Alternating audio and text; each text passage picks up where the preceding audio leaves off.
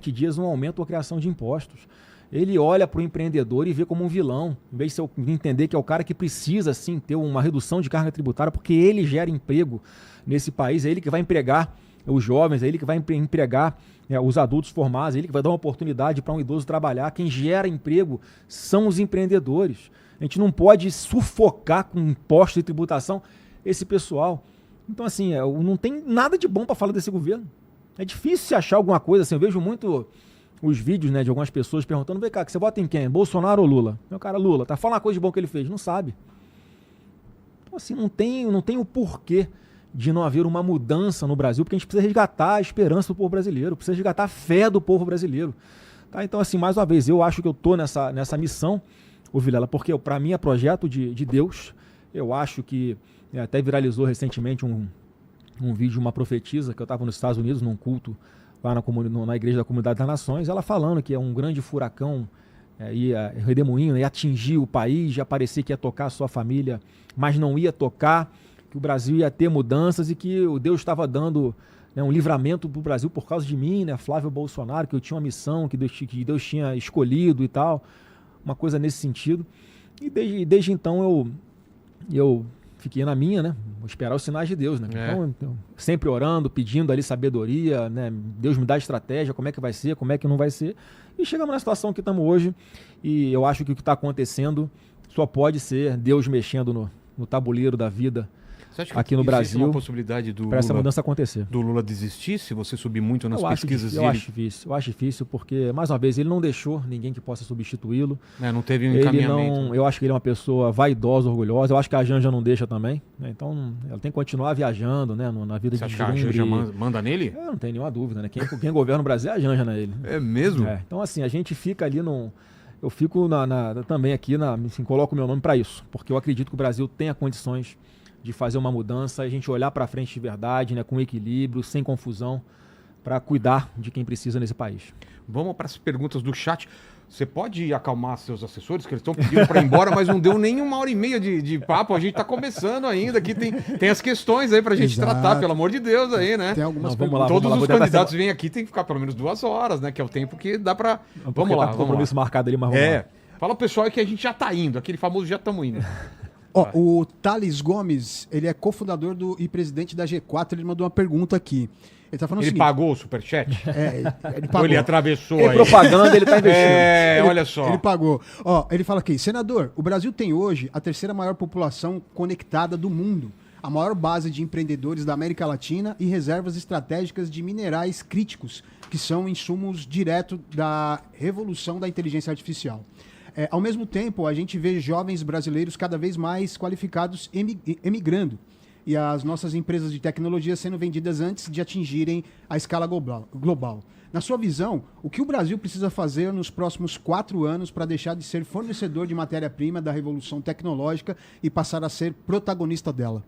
Olha, isso aí para mim é uma grande janela de oportunidade que o Brasil tem de investimento em tecnologia e inteligência artificial, que demanda, obviamente, muita energia, construção de data centers.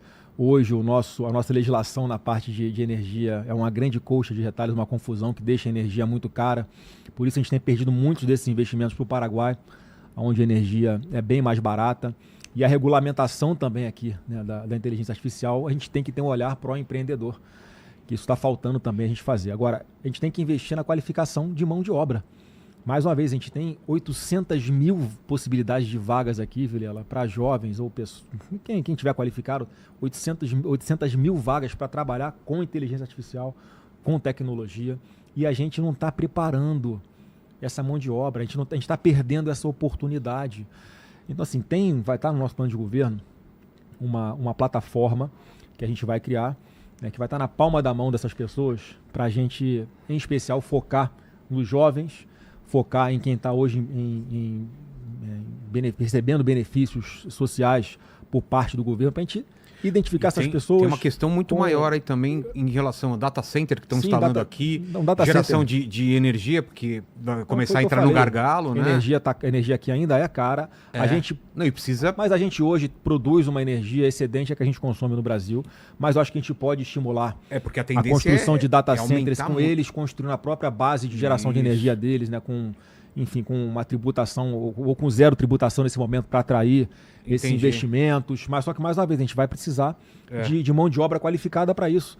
A gente não sabe quais vão ser, por exemplo, daqui a 10 anos, Vilela, quais vão ser as principais profissões. Não sabemos, não sabemos. Porque isso tudo evolui muito rápido. A gente tem que se preparar para esse momento. Por isso que eu acho que a gente tem que investir em bolsas de estudo para essa garotada fazer essa qualificação. A gente tem que mudar radicalmente o nosso orçamento no ensino universitário. Tem que investir antes no ensino técnico profissionalizante, no segundo grau técnico, que a gente já pode ter uma garotada formada nisso para ganhar salários muito melhores do que as expectativas que ela tem hoje e trabalha como um jovem aprendiz, um primeiro emprego da vida. A gente pode construir essa mão de obra ainda no segundo grau técnico para a molecada começar ganhando 10 mil reais. Né, que é algo que, para começar uma carreira profissional, é importante. E também no ensino universitário, não dá mais para a gente ficar investindo dinheiro público na formação de militantes em universidades. A grande parte tem que ser redirecionada para essa área de tecnologia, de ciência, de pesquisa com aquilo que vai preparar o Brasil para não perder o bonde dessa história e ser protagonista nesse momento em que há tanta necessidade de construção de data centers e formação de mão de obra para a parte de inteligência artificial e tecnologia. Então é uma coisa que eu vou estar muito atento e podem ter certeza que vai ser um compromisso nosso. Senador, muita gente aqui no chat, imagino que você vai ser muito cobrado e vai ter que explicar muito isso aqui em debates, que é o lance das rachadinhas. Vamos falar das partes polêmicas aqui, né, Helene? Quer pegar alguma pergunta? Aí, e eu tenho a minha, mas eu completo em cima do... Porque eu tô vendo muita gente perguntando sobre isso, né? Tem uma pergunta do Rodrigo aqui, ele fala o seguinte, ó. Seu ex-assessor, Queiroz, confessou que pegava parte dos salários dos funcionários do seu gabinete.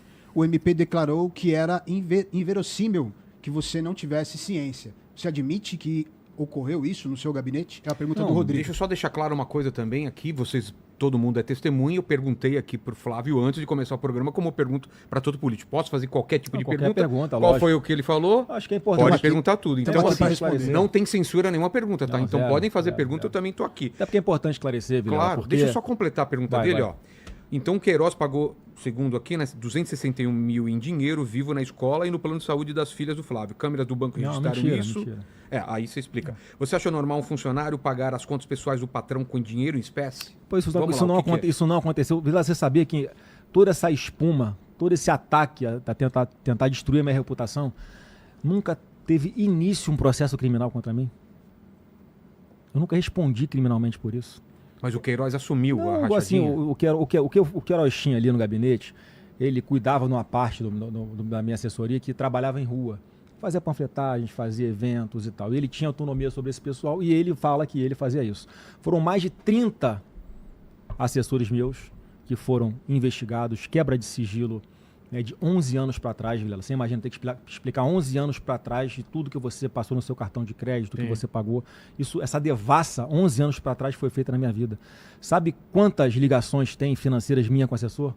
Zero. Você sabe quantos assessores disseram que eu cobrei alguma coisa do salário deles de volta para empregar no meu gabinete? Zero. Então, assim, não tem absolutamente nada. Por isso que é importante esse espaço aqui, para que as pessoas entendam de uma vez por todas. Nunca teve início um processo criminal contra mim. Mas é verdade que o Queiroz assumiu a autoria dessa Ele falou que tinham pessoas que ele tinha empregado que ele cobrava uma parte de salário.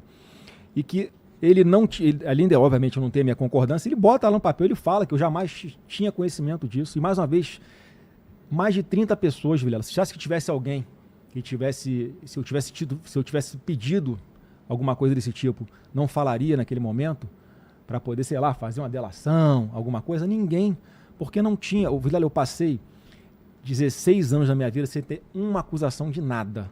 Bastou o presidente Bolsonaro se eleger, isso aí foi em dezembro de 2018, logo após as eleições, que começam a aparecer as narrativas, que é uma forma de você, aqui no Jogo do Poder em Brasília, manter uma espada, né, sobre a minha cabeça para tentar, enfim, ele ter alguma ascensão sobre mim, que não aconteceu. Então, assim, outra narrativa que era mentirosa, que eu acho que é importante emendar nessa pergunta para esclarecer, é que tem muita gente... Não, isso aí é uma franquia que eu tinha. Mas era isso que você falava? Não era isso. Isso é uma franquia que eu tinha. Você imagina, o Ministério Público me acusando de lavar dinheiro numa franquia totalmente auditada, controlada pela franqueadora, uma loja de marca renomada. Não teve nada disso. O que eu apurei aqui é que a loja de chocolates do Flávio recebeu 1.512 depósitos em dinheiro vivo em valores redondos e idênticos. GPS e escutas comprovaram que os assessores não trabalhavam. Mentira, Eram seus mentira. assessores que gastavam esses valores da sua